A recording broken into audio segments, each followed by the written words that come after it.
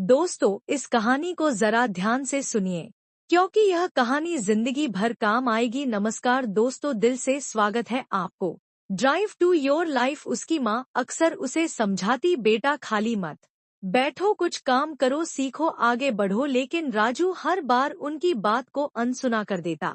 गांव के ही एक किसान रामू चाचा हर दिन सुबह से शाम तक मेहनत करते थे। उन्होंने एक बार राजू से कहा, बेटा खाली समय इंसान का सबसे बड़ा दुश्मन होता है। अगर तुमने इस समय का सही उपयोग नहीं किया तो यह तुम्हारी सबसे बड़ी हार बन जाएगी। राजू ने यह बात सुनकर हंसते हुए कहा, चाचा अभी तो मैं बच्चा हूँ, मेहनत तो बाद में करूँगा, अभी तो आराम करने दो। एक दिन गांव में एक बहुत बड़े व्यापारी आए। उन्होंने गांव के बच्चों को बुलाया और कहा, मैं ऐसे बच्चों को नौकरी दूंगा जो मेहनती और अपने समय का सही उपयोग करना जानते हो, लेकिन इसके लिए तुम्हें एक परीक्षा देनी होगी। यह सुनकर गांव के सभी बच्चे बहुत उत्साहित हो गए। राजू भी इस परीक्षा में भाग लेने का सोच रहा था, लेकिन उसे लगा कि उसने कभी कोई नया कौशल नहीं सीखा, ना कभी किसी चीज में मेहनत की। परीक्षा के लिए बच्चों को 10 दिनों में अपनी पसंद की कोई एक चीज सीखनी थी, जैसे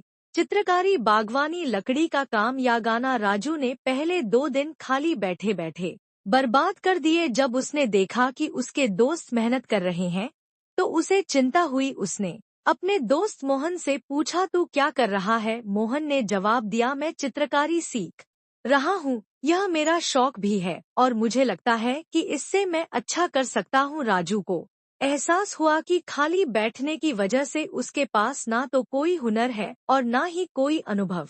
उसने जल्दी जल्दी कुछ सीखने की कोशिश की, लेकिन समय कम था। 10 दिन बाद परीक्षा हुई। व्यापारी ने सभी बच्चों के काम देखे। मोहन ने अपनी सुंदर चित्रकारी दिखाई और उसकी खूब तारीफ हुई। कुछ बच्चों ने लकड़ी से सुंदर खिलौने बनाए तो कुछ ने गीत गाए, लेकिन जब राजू की बारी आई तो वह सिर झुकाकर खड़ा हो गया। उसके पास दिखाने के लिए कुछ भी नहीं था। व्यापारी ने उससे पूछा, बेटा तुमने 10 दिनों में कुछ क्यों नहीं सीखा? राजू ने धीमे स्वर में कहा, मैंने समय बर्बाद कर दिया। व्यापारी ने उसे समझाया, खाली समय सोने जैसा होता है, अगर तुम इसे यूं ही बर्बाद करोगे तो भविष्य में पछताना पड़ेगा। समय किसी का इंतजार नहीं करता। उस दिन के बाद राजू ने ठान लिया कि वह अब कभी खाली नहीं बैठेगा। उसने दिन भर अपने समय को बेहतर तरीके से उपयोग करना शुरू किया। उसने किताबें पढ़नी शुरू की, नए कौशल सीखे और मेहनत करना शुरू किया। धीरे धीरे वह गांव के सबसे मेहनती लड़कों में से एक बन गया।